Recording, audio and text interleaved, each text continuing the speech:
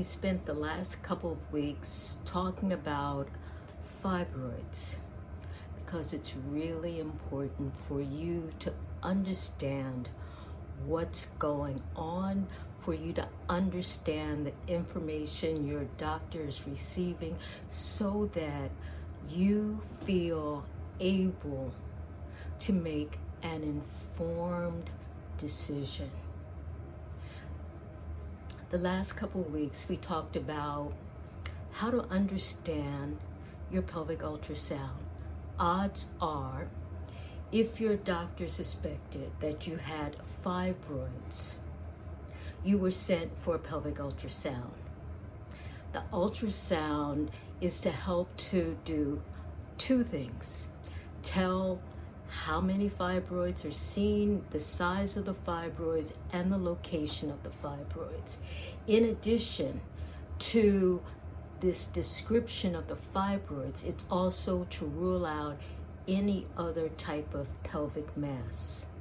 So you need to understand what your doctor is looking for and the information that's being provided via the pelvic ultrasound. And when you read it, you have some way of interpreting what it all means. When it says 7 centimeters, you know, that's about the size of a tennis ball. If it says the fibroid is subserosal, that means it's on the outside surface versus submucosal, which means it's pushing into the cavity of the uterus. So if you know the size, the number, and the location, you have some sense of what is going on in your body. The next thing we talked about was bleeding.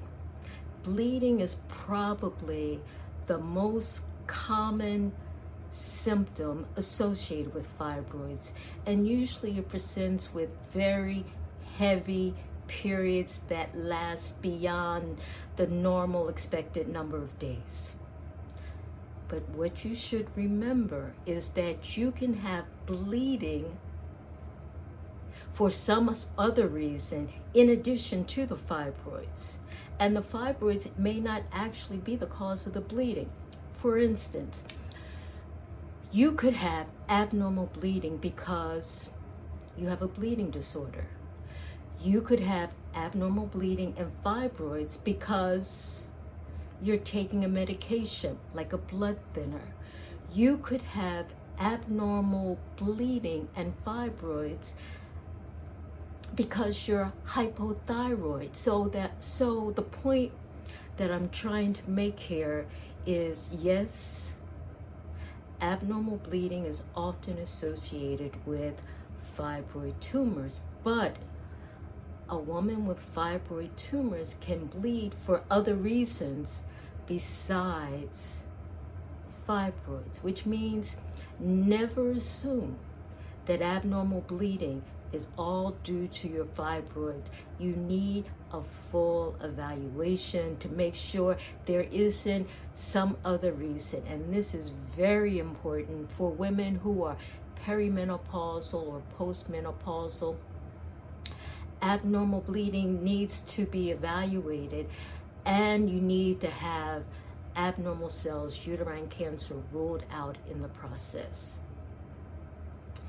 The other thing that we talked about is sometimes you can have large fibroids and no bleeding, but bleeding is not the only symptom associated with fibroids. For instance, you could have pain with sex because of the position of the fibroid in your pelvis, or pain on one side because of the position of the fibroid.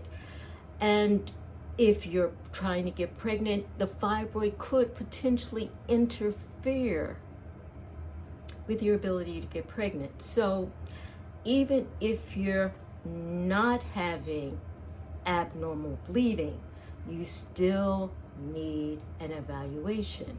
And then we come to treatment options. And the one thing that you need to understand, short of a hysterectomy where you just remove the uterus with the fibroids attached, short of a hysterectomy, treatment options are really just treatment for symptoms, meaning that you don't get to the root cause. None of these modalities treat the issue of what caused the fibroid to develop in the first place. And that's a really big question. That's the $64,000 question. What triggers the development of fibroid tumors? And that's where we need to focus our attention. For instance, women who have the unfortunate situation of needing a myomectomy, meaning you shell out the fibroid tumors, but you keep the uterus in place. There's a recurrence of the fibroids up to 40 to 50% of the times, meaning that there is no guarantee that if we remove these fibroids, you will never get fibroids again. And so I am bringing these points up for you to be aware, so that when you go to your physician's office, you can ask the right questions. I will continue our conversation about fibroids because it's important. I want you to know that you are not alone. You are not alone. We are trying very much to get more and more women to talk about their fibroid experience. And if you want to do that, there's a survey that you can complete, which we would greatly appreciate having. And until the next time, take care.